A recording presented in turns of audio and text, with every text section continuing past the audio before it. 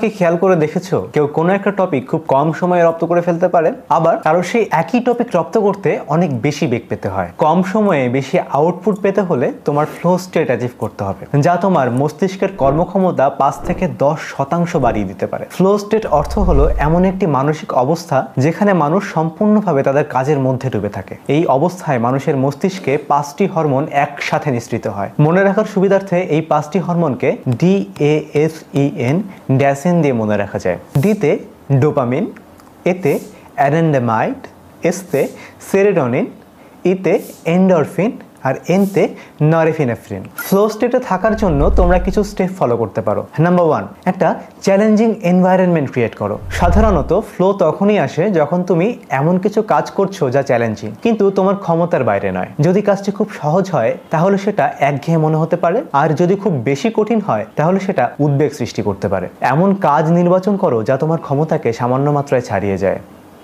Number 2, সুনির্দিষ্ট লক্ষ্য স্থির করো। তুমি যা অর্জন করতে চাও তা স্থির করো। স্পষ্ট লক্ষ্য স্থির করলে কনসেন্ট্রেশন এবং মোটিভেশন ধরে রাখা সহজ হয়। নাম্বার 3, ডিস্ট্রাকশন দূরে রাখো। ফ্লো স্টেটের জন্য গভীর মনোযোগ প্রয়োজন, তাই বাধা বা বিঘ্নগুলো দূরে রাখার চেষ্টা করো। যেমন সোশ্যাল মিডিয়ার নোটিফিকেশন বন্ধ করে দিতে পারো, শান্ত জায়গায় পড়তে বসতে পারো এবং পড়ার জন্য নির্দিষ্ট সময় বেছে নিতে পারো। নাম্বার 4, রেজাল্ট থেকে প্রসেসের দিকে বেশি মনোযোগ দাও। রেজাল্টের চিন্তা না করে কাজের প্রতিটি ধাপে ফোকাস করো। ফ্লো স্টেট তখনই আসবে যখন তুমি প্রসেসটিকে উপভোগ করা শুরু করবে। Number 5, pomodoro session.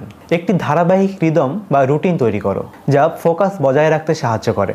যেমন 25 মিনিট পড়ালেখা করার পর 5 মিনিট বিরতি দিয়ে আবার পড়ালেখা শুরু করতে পারো। নাম্বার 6, নিজেকে মনিটর করো এবং ফিডব্যাক নাও। উন্নতি, অবনতি বা নিজের অবস্থান সম্বন্ধে সচেতন থাকলে তা ফোকাস এবং ইন্সপাইরেশন ধরে রাখতে সাহায্য করে। নাম্বার 7, ফিজিক্যাল এনার্জি এবং মেন্টাল হেলথ ঠিক রাখো। ফ্লো স্টেটের জন্য মানসিক এবং শারীরিক শক্তি প্রয়োজন।